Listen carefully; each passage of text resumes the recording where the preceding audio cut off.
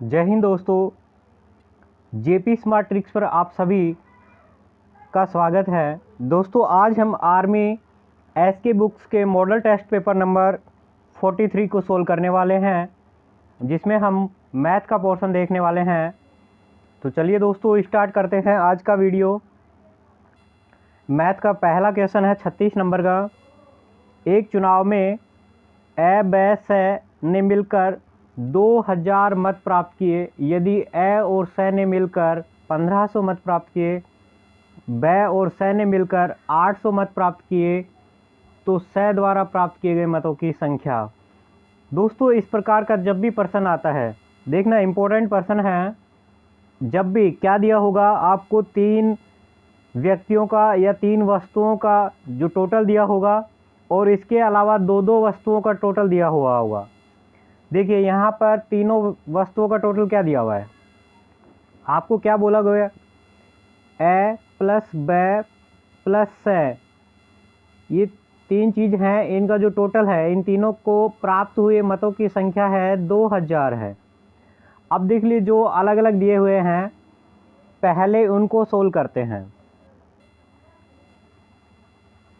अब देखिए ए और स का आपको दिया हुआ है, मैं साइड में लिख रहा हूँ। ए प्लस स का मान आपको दिया हुआ है कि इन दोनों को प्राप्त मत हुए हैं वो हैं 1500। फिर ब और स का, ब प्लस स, इन दोनों को प्राप्त मतों की संख्या है 800।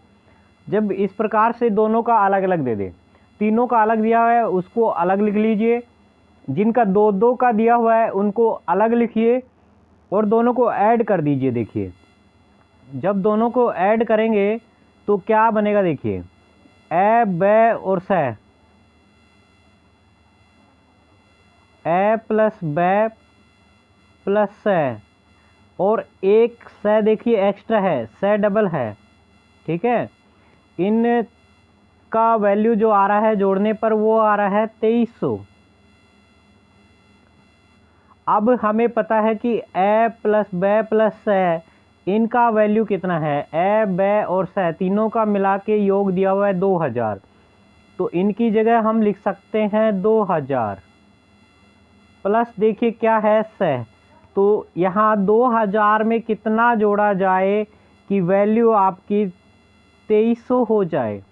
2000 में कितना जोड़े की संख्या 2300 हो जाए, तो कितना जोड़ेंगे 300।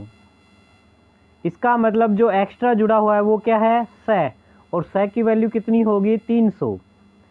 तो जब भी दोस्तों इस टाइप का प्रश्न आता है तो वो इम्पोर्टेंट है, इजी भी है, ज़्यादा कैलकुलेशन भी नहीं है, कुछ गलती होने का चांस भी नहीं है।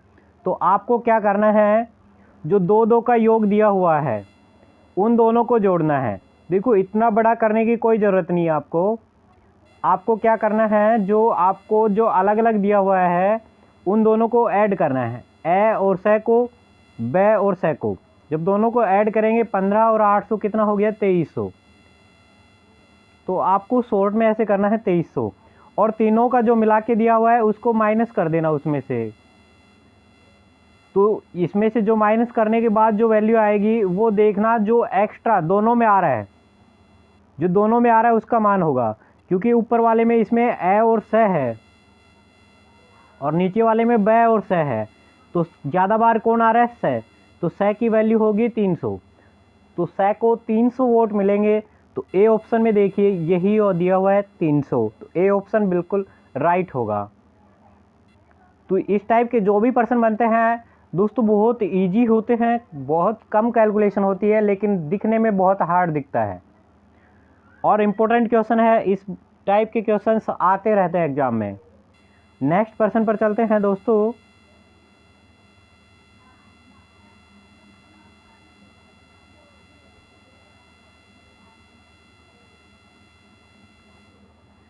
देखिए नेक्स्ट प्रश्न क्या दिया हुआ है, x की पावर 3, x की पावर 3 और x की पावर 6। तो देखिए ऊपर यहाँ x की पावर 3 है, नीचे कुछ नहीं होता तो 1 कर लेते हैं। यहाँ भी x की पावर 3 है, तो x की पावर 3 यहाँ और x की पावर 3 यहाँ। कहने का मतलब यह है कि जब दो संख्या अलग अलग बार मल्टीप्लाई होती है सेम संख्या, तो उसकी घात जुड़ जाती हैं, ठीक है। तो यहाँ x की पावर 3 और x की पावर 3, 3 और 3 कितनी होगी, x की पावर 6, और नीचे भी क्या दिया हुआ है, x की पावर 6।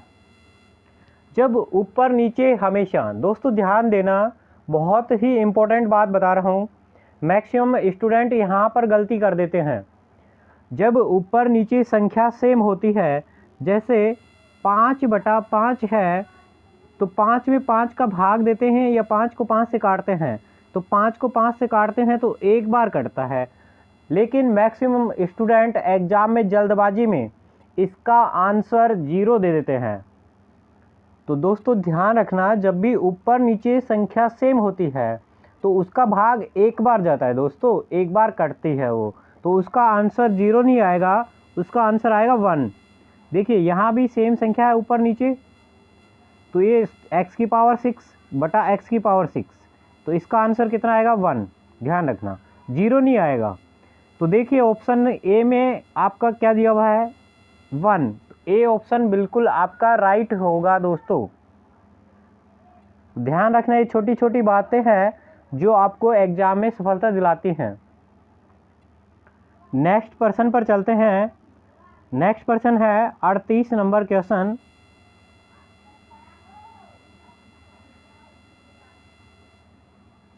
इसमें देखिए क्या दिया हुआ है, ऊपर दिया हुआ है 81, 81 बटा में 0.09। तो जब भी दोस्तों पॉइंट वाली संख्याओं को सोल्व करना हो ऊपर नीचे, तो ध्यान रखना, जब भी ऊपर वाली संख्या के पॉइंट लगा हुआ है तो उस जितने अंकों के बाद पॉइंट है उतने ही 0 नीचे लगाते हैं, और नीचे वाले जितने अंकों के बाद पॉइंट है उनके ऊपर 0 ऊपर लगाते हैं।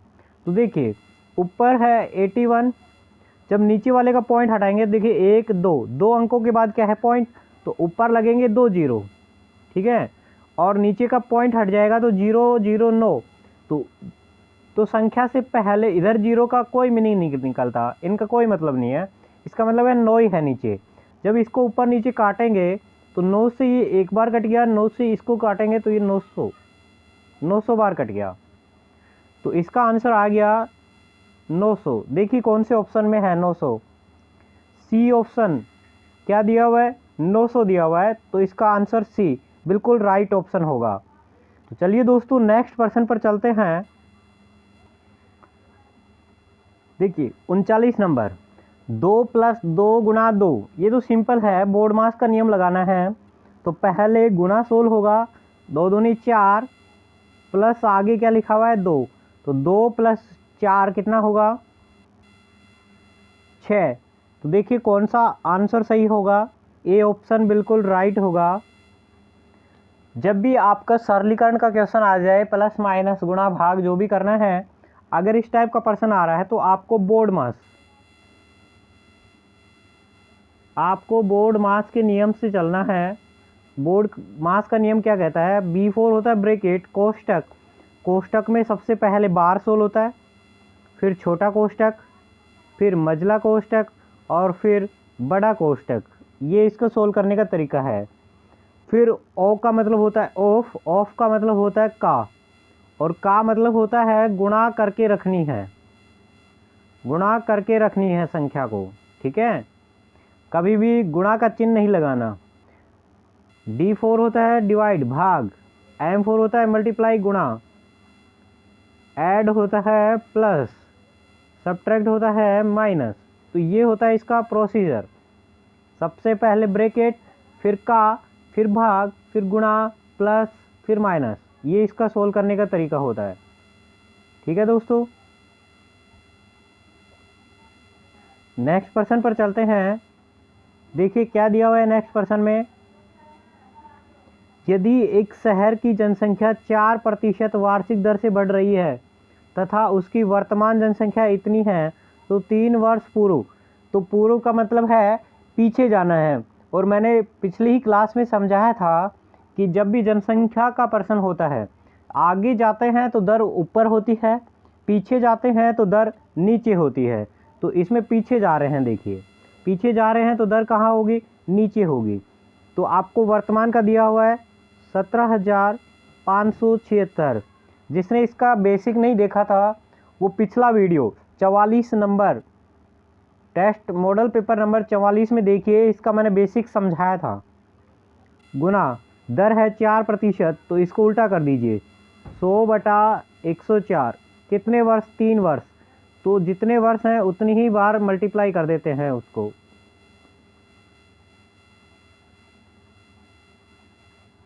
देखिए अब इसको सोल्व करते हैं।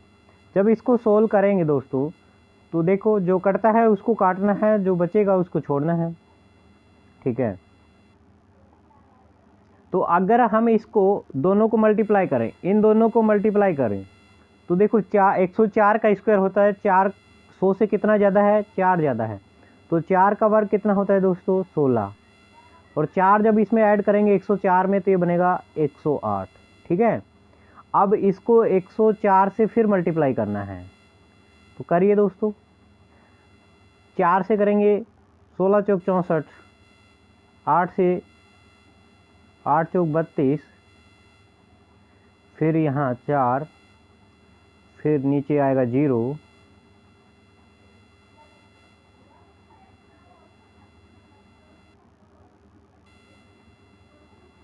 फिर 1 का ये सेम उतरेगा, तो 61801। जब इसका सम करेंगे दोस्तों तो देखिए क्या आएगा। तो दोस्तों इसको गुणा मत करो, ये तो और कॉम्प्लेक्स हो गया, इससे भी बड़ा चला गया, ठीक है। इसको गुणा मत करो, इसको तो बस काट लो यहीं पर। यहीं पर जब काटेंगे देखो 104 से जब इसको काटेंगे तो 104 से ये कटेगा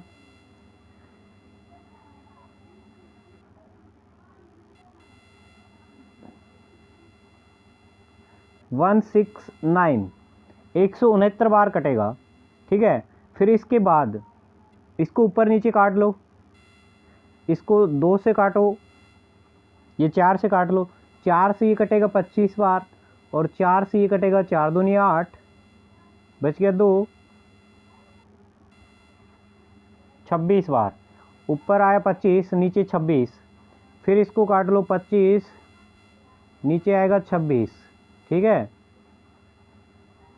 फिर इसको दोबारा से काट लो, 2 से काट लो 50, 2 से इसको काटेंगे 13, जब 2 से इसको काटेंगे ये 25, इसको काटेंगे 13, और 13 का स्क्वायर देखिए 169 ही होता है, 169, 13 से ये कट गया, 13 गुना 13 से, तो ये कैंसिल आउट हो गया, ऊपर बच गया 25 गुना 25 गुना 25, 25 को 3 बार गुना करना है, तो 25 की क्यूब कितना होता है, देखिए 25 की क्यूब, 25 का स्क्वायर होता है 625, जब इसको 25 से गुणा करेंगे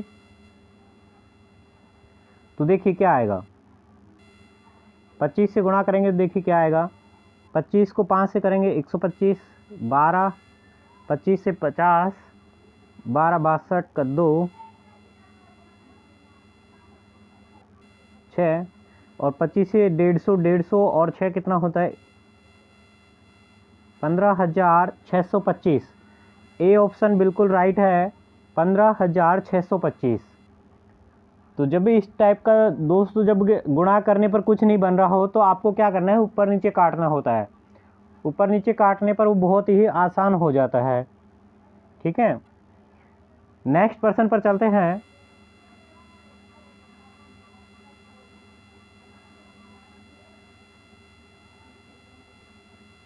नेक्स्ट प्रश्न देखिए दोस्तों क्या है, यदि किसी द्विघात समीकरण के मूलों का योग 6, गुणनफल 16 हो तो द्विघात समीकरण क्या होगी। मैंने बताया था कि यहाँ एक्स स्क्वायर, यहाँ चिन्ह का ध्यान रखना है, क्या आएगा, यहाँ योग, और यहाँ चिन्ह जो साथ में है वही आएगा, और यहाँ आएगा गुणनफल। ये आपको बताया था मैंने जब क्लास में पढ़ाया था, ऑफलाइन क्लास में बताया था, ठीक है। तो रखने की कोशिश करते हैं, एक्स स्क्वायर, ठीक है, थोड़ा नीचे लिख लेते हैं, एक्स स्क्वायर। अब मूलों का जो योग है उसका चिन्ह चेंज करना होता है, प्लस का है तो माइनस का 6x, ठीक है, और गुणनफल के साथ जो चिन्ह होता है वो ऐसे कैसे लिखते हैं, +16 बराबर 0। देखिए कौन से ऑप्शन में है, C option, X square minus का 6x + 16 बराबर 0, बिल्कुल सी ऑप्शन बिल्कुल राइट होगा। तो दोस्तों इस प्रकार का योग और गुणनफल दे दे तो गुणनफल का चिन्ह सेम रहता है और जो योग है उसका चिन्ह बदलना होता है। तो एक्स स्क्वायर जो भी यहाँ चिन्ह होगा उसको चेंज करना है, प्लस है तो माइनस, माइनस है तो प्लस, फिर योग इंटू एक्स, और जो भी चिन्ह गुणनफल के साथ दिया गया है वो उसको ऐसे कैसे लिखना है। तो नेक्स्ट प्रश्न पर चलते हैं दोस्तों। देखिए नेक्स्ट प्रश्न क्या है।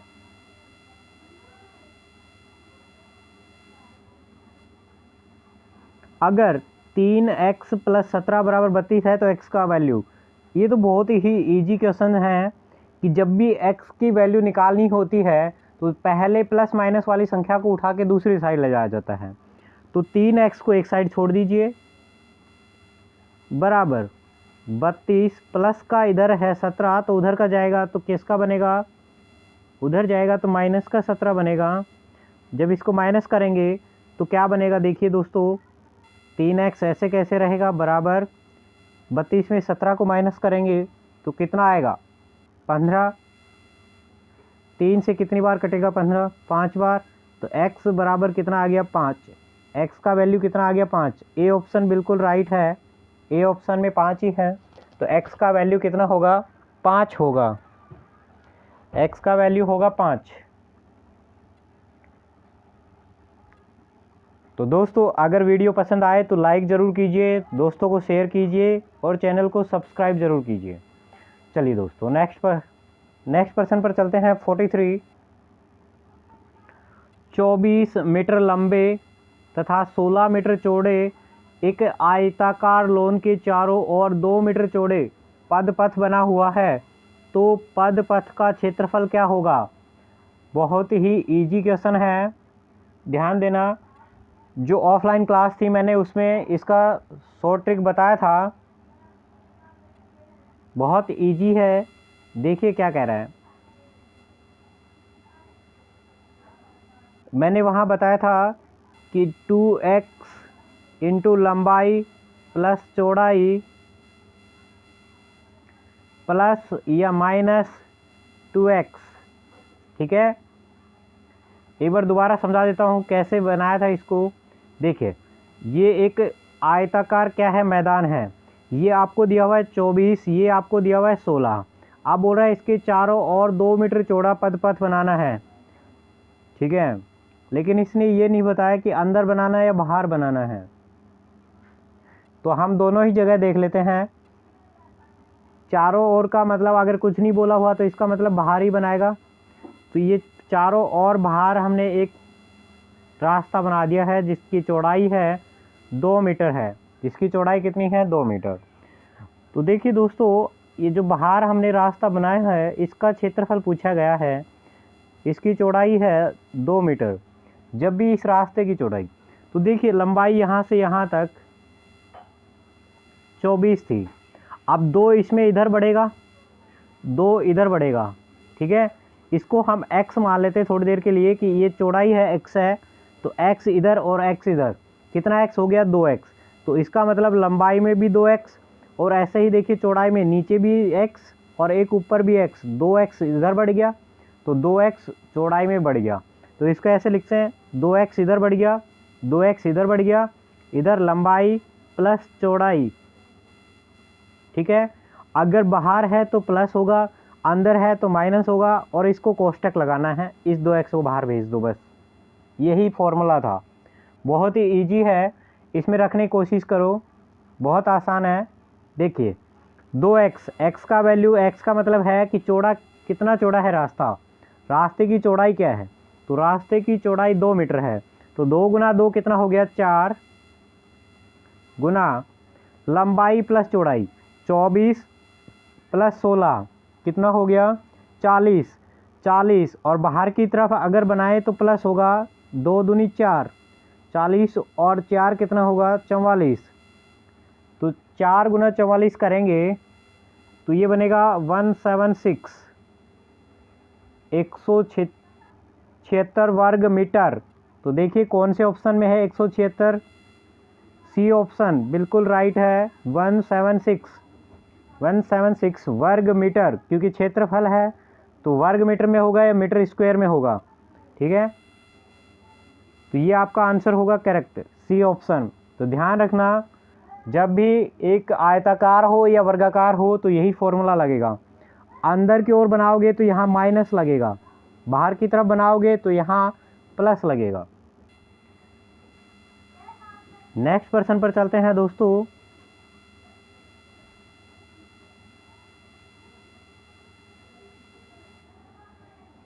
नेक्स्ट प्रश्न है 25, 20, एक श्रेणी दी गई है, इसका अगला अंक बताना है। तो -5 हो रहा है, देखिए सभी में जब जीरो में -5 करेंगे तो कितना आएगा, माइनस का 5 आएगा। तो बी ऑप्शन बिल्कुल राइट होगा, सभी में 5 5 माइनस हो रहा है, तो -5 करेंगे जीरो में से तो -5 ही आंसर होगा। नेक्स्ट प्रश्न देखते हैं, फिर सीरीज दे दिया 4, 10, 16, 22। तो देखिए इनमें डिफरेंस देखते हैं, 4 और 10 का डिफरेंस है 6, 10 और 16 का भी 6, इसका भी 6, तो +6 करेंगे तो देखिए कितना आएगा, 22 और 6 28। बिल्कुल राइट आंसर होगा 28, क्योंकि सभी में 6 6 का डिफरेंस चल रहा है, तो 6 6 का डिफरेंस ही होगा। तो ये मैथ का पोर्शन है, ये आपका कंप्लीट हो गया है। रीजनिंग के पोर्शन पर चलते हैं। रीजनिंग का क्या कहता है,